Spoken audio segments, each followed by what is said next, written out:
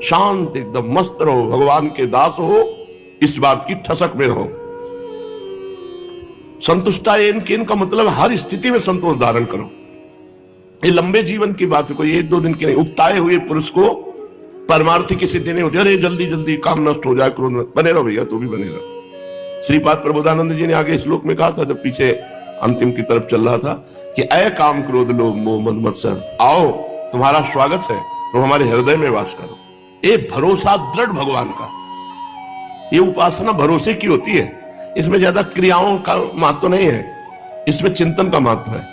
निश्चिंत हो जा, राधा राधा राधा, कलम उनके हाथ में है, और जिससे उनकी कलम रुक जाए वो पावर हमारे हाथ में है। अनुल्लिख्या अनंतानपि तदपराधान मधुपतिर महाप्रेमा विस्तस्तो परम देयम विमसृति। क्यों? तब एकम श्री राधे गृणति ही नामामृत रसम। हे किशोरी जी, आपके राधा नाम का जो रटन करता है तो लालजू लिखना ही बंद कर देते हैं। अनुल्लिख्या नहीं लिखते, क्या? अनंत अपराध, एक दो पाप नहीं, अनंत अपराध लिखते ही नहीं है। क्यों? क्योंकि तब एकम श्री राधे गृणति ही नामामृत रसम, वो आपका नाम रसना के द्वारा रटता है, राधा राधा राधा। तो लालजू सारे पाप नष्ट कर देते हैं और नए लिखते ही नहीं, अनंत अपराध नहीं लिखते। ये तो हुई राधा नाम की महिमा। और यदि कहीं राधा दासी भाव में है, फिर क्या? महिमा का सीमा इस प्रसति तो दास्य का मनसाम, उसकी महिमा को, सीमा को कोई छू नहीं सकता। जो राधा दासी की ठसक में मैं प्रियाजू की दासी हूं, जिसके मुख में राधा नाम है उसकी ये महिमा है। और जो राधा दासी भाव से, तो राधा किंकरी नाम लुठती चरण यो अद्भुता सिद्धि कोटि, अद्भुत करोड़ों सिद्धियां राधा दासियों के चरणों में लौटती रहती है। तो ये केवल लिखा ही थोड़ी है, हम ठसक में रहे यार। हमारे पैदा किए होते काम क्रोध लोभ मोह मद मत्सर, फिर इनसे हम, तो आप कह सकते थे आपके पैदा किए हुए हैं, और आपके पैदा किए हुए हम हैं, और हम आपकी शरण में हैं। अगर पिटवा रहे हो तो बेइज्जती तुम्हारी होगी। हम किसी और की तरफ नहीं देखेंगे, हम आपकी तरफ देखेंगे। बस अपनी धुन में रहो, किसी की मत सुनो। ऐसा करोगे तो भगवान ऐसा नहीं करेंगे, कृपा नहीं करेंगे, ये किसी की बात मत सुनो। तुमको ऐसा चलना पड़ेगा, तुमको ऐसा चलना, सुन लो सबकी बात, और भगवान की तरफ देखो, जैसा चलाना हो वैसा चला लेना। हम केवल आपका स्मरण करेंगे। हमारे हाथ की बात है, नाम न छूटे, उसमें कृपा उनकी सहयोग है, पर हमारा जो प्रयत्न होना चाहिए वो इस बात का भजन न छूटे। पूज्यपाद श्रीपाद प्रबोधानंद जी महाराज वर्णन करते हैं, यत्र क्रीडन्ति कृष्ण प्रिय सखी शुभलाद्यद्भुता भीरबाला, मोदन्ते यत्र राधा रतिमय ललिताद्युज्ज्वल श्री किशोर्यः, आश्चर्यानंग रंगैरः निशिदिवा खेलनासक्त राधा, कृष्णौ रत्येक तृष्णौ मम समुदयताम श्रील वृंदावनम तत्। गोष्ठ वृंदावन, जहां भगवान श्री कृष्ण अपने प्राण प्रिय सखाओं के शुभलादि के साथ विविध प्रकार की क्रीड़ा करते हैं, ऐसे गोष्ठ वृंदावन को हम नमस्कार करते हैं। और जहां श्री किशोरी जी के साथ ललितादि सखियां, इसमें जब गोपीजनों का प्रवेश होता है तो गोपी वृंदावन, और जहां गोपियों का भी प्रवेश नहीं होता और निज सखियों के साथ लीला परायण रहते हैं, वो नवनिवृत्त निकुंज वृंदावन। तीनों वृंदावन का स्मरण करते हैं इस श्लोक में श्रीपाद प्रबोधानंद जी। उज्ज्वल रस विशिष्टा श्री ललितादि किशोरी वृंद के सहित दिन रात जहां अनंग रंग का खेल हो रहा है, अनंग प्रेम को भी कहते हैं, जहां महाप्रेम का खेल हो रहा है, एकमात्र युगल सरकार तृष्णा परायण है, कभी तृप्त नहीं होते इस अनंग खेल से। ऐसे श्री प्रिया प्रीतम के नवनिवृत्त निकुंज वृंदावन में मेरी रति हो, वृंदावन मेरे हृदय में प्रकाशित हो। स्वच्छम स्वच्छंदमेवास्त्यति मधुर रसार निर्झरादम्बुपातम, भोक्तुम स्वादो निकामम सकल तरुतले, शीर्ण पर्णानि सन्ति कामम निश्चितवातम विमल गिरि गुहा, जस्ति निर्भाति वस्तुम श्री वृंदारण्य में तदपि यदि जिहा सामिहातोष्मि। वृंदावन में जो स्रोतों से, जो जमीन से जल निकलता है, वो समस्त पापों को नष्ट करने वाला है। यहाँ का हर जल चरणामृत के समान है, क्योंकि प्रियालाल के चरण रज से युक्त भूमि है, रसिकों की चरण रज से युक्त भूमि है। तो जब जल वर्षा होता है तो यही सब भूमि के अंदर जल जाता है। तो हम नित्य चरणामृत का पान करते हैं। वृंदावन का जल पीने का मतलब है चरणामृत का पान करना। यहाँ का जल प्रतिपल हमें निष्पाप करता जाता है, जैसे गंगा जल, यमुना जल। ऐसे यहाँ का कोई भी जल हो वृंदावन ब्रज धाम का, वो परम पवित्र यमुना गंगा के समान ही है। अति मधुर रस विशिष्ट, यहाँ अति मधुर प्रेम रस प्रदान करने वाला, रस विशिष्ट माधुर्य महारस में निमग्न कर देने की सामर्थ्य यहाँ के पानी में है। सच्ची मानिए, नियम ले लो कि हम वृंदावन के जल के सिवा और बाहर का जल नहीं पिएंगे। फिल्टर लगा लो, यहीं का पानी फिल्टर करके पियो, बाहर का नहीं। सौभाग्य मिला है, जैसे हम लोग गंगा किनारे थे तो गंगा जल ही पीते थे, केवल गंगा जल।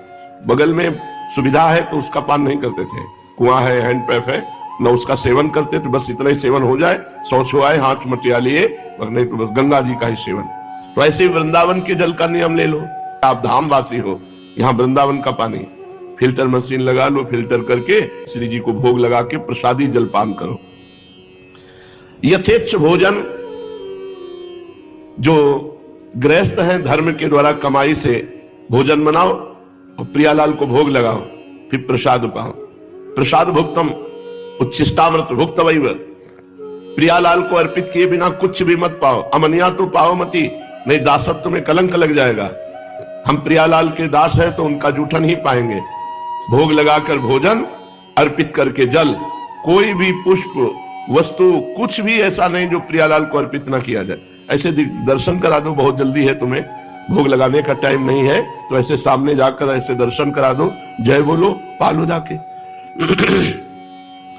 और कुछ ना मिले तो कह रहे सूखे पत्ते खा के जी लेना, लेकिन वृंदावन मत छोड़ना। पानी पी के, यहां गिरे हुए सूखे पत्ते खा करके, लेकिन हम वृंदावन नहीं छोड़ेंगे। यथेष्ट कामम निशीत वातम विमलगिरी गुहाद्यस्त निर्भाति वस्तु, रहने को न मिले तो फुटपाथ में पड़े, किसी पुराने मंदिर के चबूतरे में पड़े। हमें लगता है 25-30 वर्ष तो ऐसे ही गए हैं। 25-30 वर्ष कभी कमरे में नहीं सोए होंगे। या तो घाट, मंदिर, वृक्ष का नीचे, खंडहर, यही। कभी बिजली पंखा इनके नीचे, कभी जवानी ऐसे गई है कि कभी स्मरण ही नहीं आता था कि कोई संसार के सुख है। बस एक आग लगी थी, कैसे भगवत प्राप्ति हो, कैसे भगवत आनंद की अनुभूति हो। और भगवान की कृपा से ऐसे ऐसे संत मिलते जाते कि और आग बढ़ती जाती वैराग्य की। तो गर्मी सर्दी को सहो, अभ्यास कर लो, वैसे होगा। पूरी सर्दी ठंडे पानी से स्नान करना, गीजर के पानी का प्रयोग न करना। पूरी सर्दी बहुत ठंड लग रही है, नीचे की मार्किन ओढ़ लेना। महंगा कंबल रखा है, नहीं रखा है सबको दिखाने के लिए, अपनी रहनी में रहे। गर्मी सर्दी सीखे, सहन करना सीखे। नहीं है तो कोई गिरी गुफा में पड़ा रहे, कंदरा में पड़ा रहे, लेकिन वृंदावन वास न छोड़े। कैसी भी परिस्थिति आवे, वो मंद भाग्य है जो सुविधा को लेकर के वृंदावन को छोड़ता है। यहाँ का पानी अनुकूल नहीं, अरे यहाँ बहुत भीड़ है, क्या भजन, भजन तो एकांत में होता है। यहाँ भीड़ के दर्शन करो, इतने में भगवत प्राप्ति हो जाएगी। ये धाम है, पता नहीं कौन सा भगवत प्राप्त महात्मा आपको छू जाए, दर्शन मिल जाए, उसकी हवा लग जाए कि जो जीवन भर भजन करने से काम नहीं बनता, उनके दर्शन मात्र से बात बन जाए। ये वृंदावन धाम है, ब्रज धाम है। एक से एक भगवत प्रेमी महात्मा है जिसको कोई जानता ही नहीं। फटे पुराने कपड़े, भीख मांगते हैं, खाते हैं, आपको लगता है भिखारी हैं। उनके साथ राधा कृष्ण डोलते हैं, प्रिया प्रीतम उनके साथ। जहां नाम वाणी, जहां श्याम श्यामा, तहां नाम वाणी निकट, श्याम श्यामा प्रगट। जिनके हर समय नाम और वाणी चल रहा है, वो श्यामा श्याम के साथ डोलता है। हाय बड़ा मंद भाग्य जो ऐसे वृंदावन का हम त्याग करें।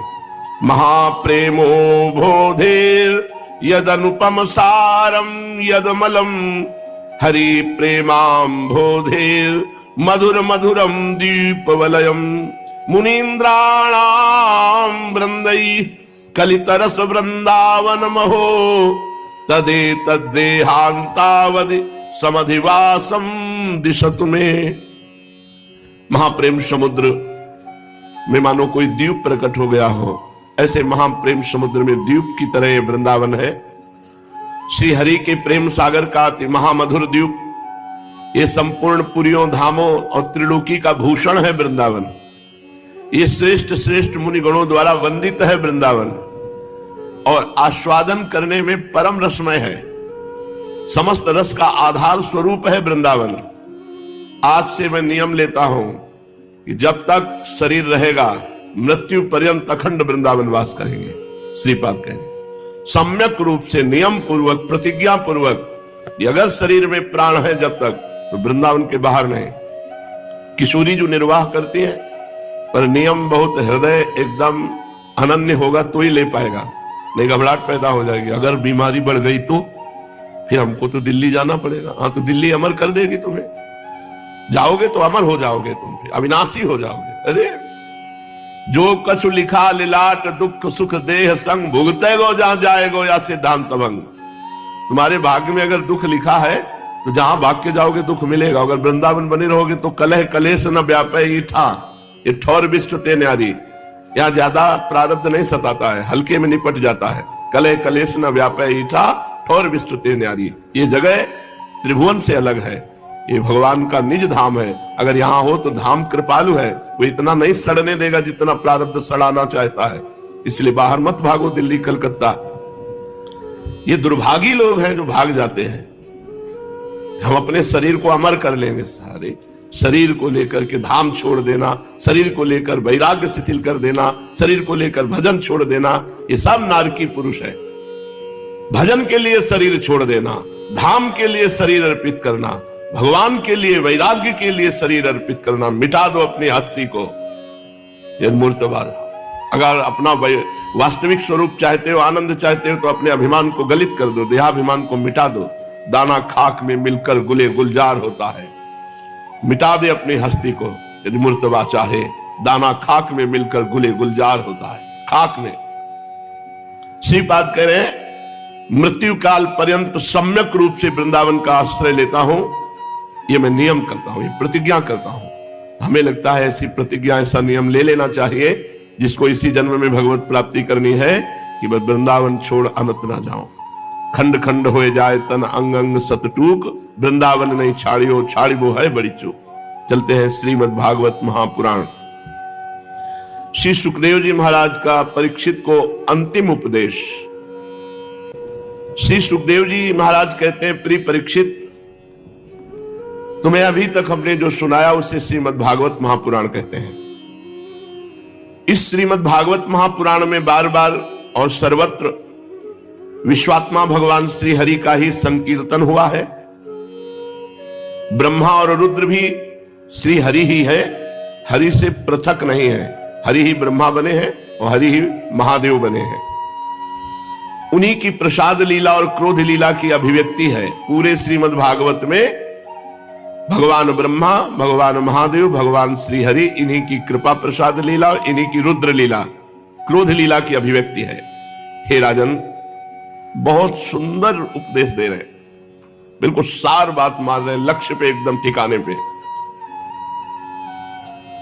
ध्यान पूर्वक सुनो।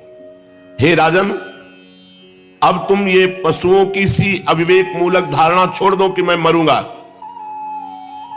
जैसे शरीर पहले नहीं था और अब पैदा हुआ और फिर नष्ट हो जाएगा, वैसे ही तुम भी पहले नहीं थे। तुम्हारा जन्म हुआ, तुम मर जाओगे, ये बात नहीं है। तुम अविनाशी थे, अविनाशी हो, अविनाशी रहोगे। ये पशुओं वाली बात छोड़ दो कि मैं मर जाऊंगा। जैसे बीज से अंकुर और अंकुर से बीज की उत्पत्ति होती है, वैसे ही एक देह से दूसरे देह की और दूसरे देह से तीसरे की उत्पत्ति होती है। किंतु तुम ना तो किसी से उत्पन्न हुए हो और ना तो आगे पुत्र पौत्रादिकों के शरीर के रूप में उत्पन्न होगे। अजी, जैसे आग लकड़ी से सर्वथा अलग रहती है, लकड़ी की उत्पत्ति और विनाश से सर्वथा परे है, वैसे ही तुम शरीर आदि से सर्वथा अलग हो।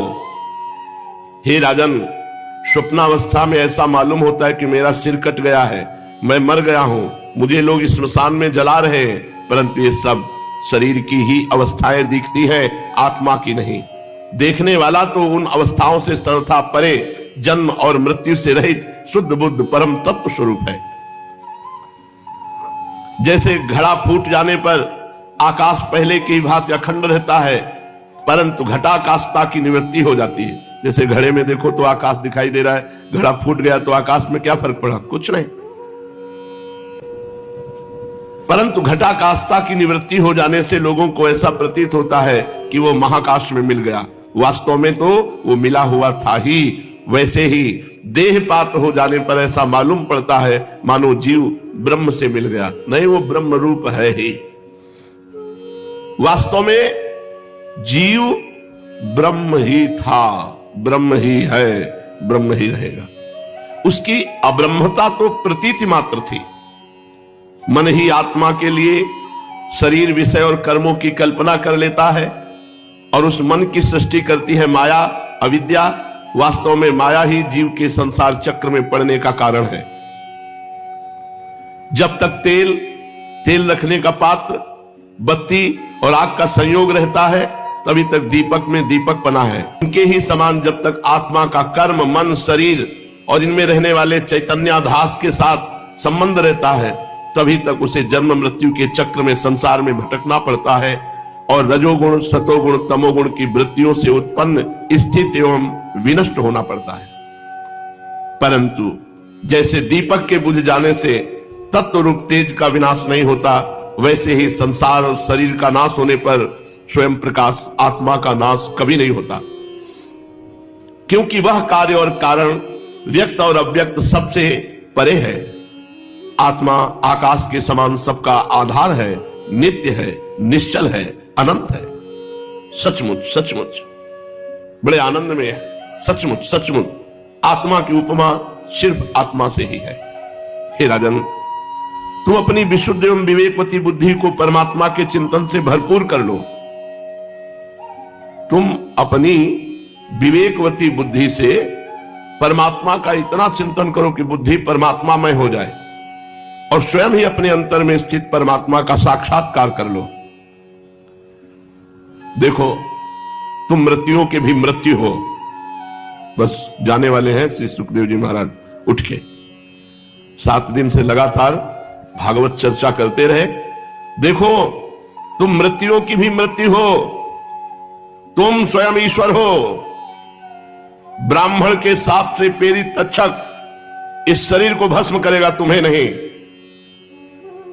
अजी तक्षक की तो बात ही क्या, स्वयं मृत्यु और मृत्युओं का समूह भी तुम्हारे पास तक नहीं फटक सकेगा। जो मैंने बताया इसका अनुसंधान करो, चिंतन करो, चिंतन करो। मैं ही सर्वाधिष्ठान परब्रह्म हूं, मैं ही सर्वाधिष्ठान ब्रह्म हूं, मैं ही ब्रह्म हूं। ऐसा चिंतन करो। इस प्रकार तुम अपने आप को अपने वास्तविक एक रस अनंत अखंड स्वरूप में स्थित कर लो। जिस समय अपनी विषैली जीभ लपलपाता हुआ, अपने होठों के कोने चाटता हुआ तक्षक आएगा, विस्फोरण मुख से तुम्हारे पैर में डसेगा, कोई परवाह न करना। तुम अपने आत्म स्वरूप में स्थित होकर इस शरीर को और तो क्या सारे विश्व को भी अपने से पृथक न देखना। आखिरी शब्द, आत्मस्वरूप बेटा परीक्षित। कितना प्यार मिला श्री सुखदेव जी का परीक्षित जी को। इतने विरक्त परमहंस कहते हैं, आत्मस्वरूप बेटा परीक्षित, तुमने विश्वात्मा भगवान की लीला के संबंध में जो प्रश्न किया था उसका उत्तर मैंने दे दिया। अब और क्या जानना चाहते हो? श्री सूत जी महाराज शौनकादि ऋषियों से कहा, हे ऋषियों, व्यासनंदन श्री सुखदेव जी समस्त चराचर जगत को अपनी आत्मा के रूप में अनुभव करने वाले महापुरुष हैं। वे सब में समान दृष्टि रखते हैं। भगवान के शरणागत एवं उनके द्वारा सुरक्षित राजर्षि परीक्षित ने संपूर्ण उपदेश बड़े ध्यान से श्रवण किया। फिर थोड़ा नजदीक खस के और सिर झुका करके अंजलि बांध करके चरणों में मस्तक रख दिया। कितना सौभाग्य से सिद्ध महापुरुष के चरणों के समीप। और राजा परीक्षित ने हाथ जोड़कर कहा, भगवान, आप करुणा के मूर्तिमान स्वरूप हैं। आपने मुझ पर परम कृपा करके अनादि अनंत एक रस सत्य भगवान